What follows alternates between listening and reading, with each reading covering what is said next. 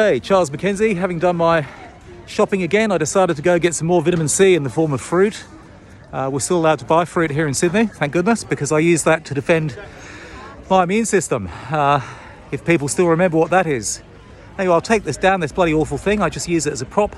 I want to make this video because yesterday I was talking about how I object to wearing these things, and a couple of people said, well, if you've got an exemption, there's no legal reason why you'd have to wear one. This is the point that I'm making. I know all of that. Thank you very much for letting me know. But I did know. And the point of my frustration, the thing that I was trying to explain, was if you could give me a spare minute, I'll give you an analogy. Imagine that pyromaniacs or arsonists came along and started burning down the suburb that you lived in. And one night they decide to set fire to your house and that of your neighbours. And your whole family is wiped out and all your neighbours along the street. And you find out that actually hundreds of people were burnt to death in that suburb that night and over the course of this pyromania. The same people that burnt down your family, murdered your family and murdered your neighbours, they say, oh, it was accidental, or they didn't really know what they were doing, it was just, they're experimenting. Whatever the case may be. But they've come back now to say they've learned from that and they've come to conduct a fire drill, an emergency drill. And the people that murdered your family and your neighbours and your whole suburb are going to score you on your performance, how you perform in the fire drill. And then you know what? They'll scold you.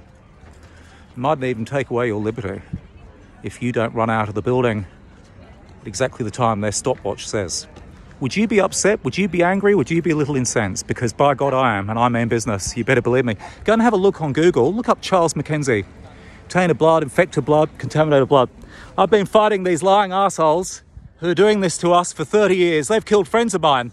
Now, there's a lot of conspiracy theorists, according to the government, on social media. Well, I'm not one of those. I deal only in truth. If there's anyone out there that thinks that we're not telling the truth, please get in touch. I won't be offended.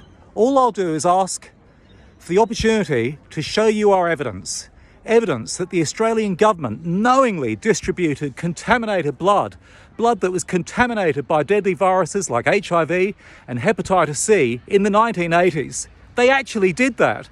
And what's worse, during the AIDS scare, something that the world doesn't know but we're bringing out, is that during the AIDS scare, the Australian government allowed the massive American pharmaceutical company Merck to run vaccine development using our voluntary blood donation system in the 1980s. It's incredible. They used to advertise in sexually explicit magazines for blood donors.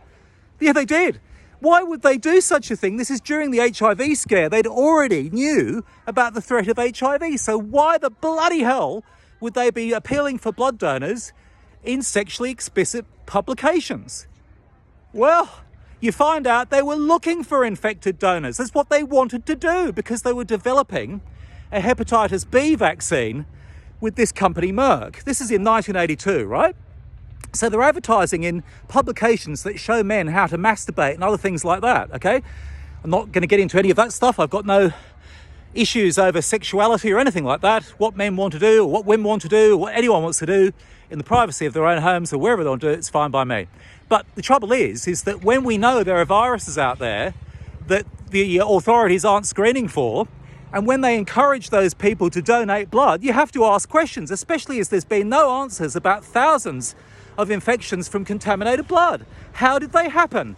Why weren't people informed that this had happened? Why is it that we can prove authorities knew that certain patients were infected, but then deliberately destroyed their records and stopped them from knowing about their infections? If you don't think this is real, go to infectedbloodaustralia.com, and I actually ask you, if you share my disdain for this fraud, how dare they make me wear a mask when they're covering up such a serious crime? And I'm not going to stop. We're going to keep on going.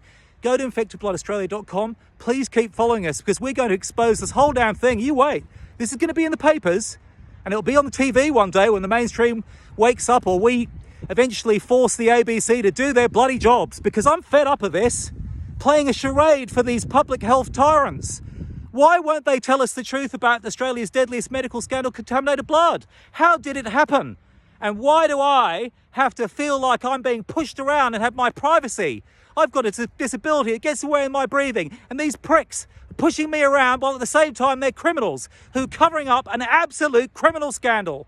My name's Charles Mackenzie and I very much appreciate your support. If you feel as I do that we have got to defend our rights against people who are playing a charade on us. Thank you.